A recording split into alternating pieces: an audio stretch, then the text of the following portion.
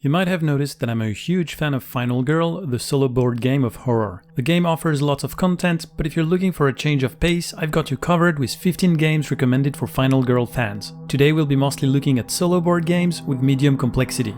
I've tried to include a variety of genres in there to keep things fresh. First, let me get a few obvious recommendations out of the way. If you like Final Girl, you might want to grab some of the expansions you don't have yet. There are 10 to choose from at the moment, and they provide a variety of gameplay. There's also Hostage Negotiator by the same designer, with a very similar gameplay but a different theme. Now that these low-hanging fruits are out of the way, let's go.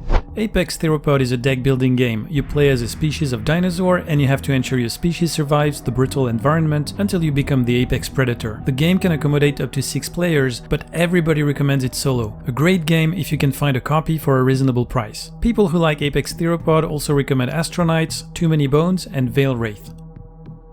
In number 14 we have Cthulhu Death May Die. The original aspect of this Lovecraft game is that as investigators, you are this time actively trying to summon the Elder Gods in order to be able to destroy them. The game plays in under 2 hours and has great table presence. It obviously has a horror theme, so it might work well for you if you like Final Girl. More solo games with a dark fantasy theme include Nemesis, Descent Legends of the Dark, and Mansions of Madness.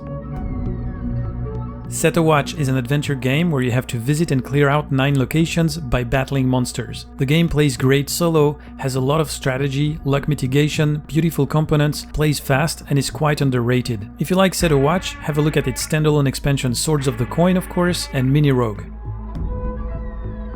Star Wars The Clone Wars is a cooperative game using the pandemic game mechanics. You have to fight droids and travel from planet to planet. The game plays great solo. For more Star Wars games, have a look at Outer Rim and Star Wars The Deck Building Game. Wrath of the Lich King is another great recommendation for another take on the pandemic gameplay.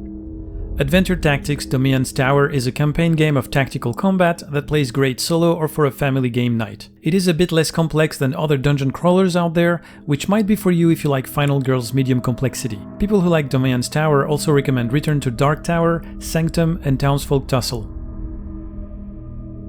ISS Vanguard is a science fiction game of space exploration by Awakened Realms. It's an epic adventure for 1 to 4 players, and people heavily recommend it solo, in particular if you're a fan of sci-fi. This is one of the most heavyweight games in this selection, if you're looking for something a bit meatier after Final Girl. For more games with big campaigns, have a look at Oathsworn, Etherfields, and Frosthaven.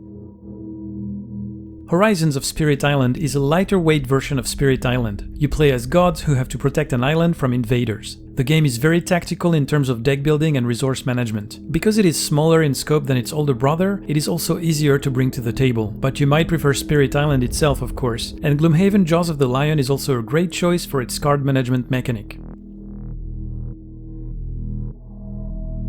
Maximum Apocalypse is a cooperative roguelike adventure game where you play as survivors of the apocalypse who work together to kill monsters and fulfill missions. It plays great solo too. Paperback Adventures is a solo deck-building word game. Your cards are used to build words that will help you defeat AI enemies. Similarly to Final Girl, it is an exclusively solo game. For more solo games with uncommon gameplay mechanics, have a look at Super Skill Pinball, Spire's End Hildegard, and Vagrant Song.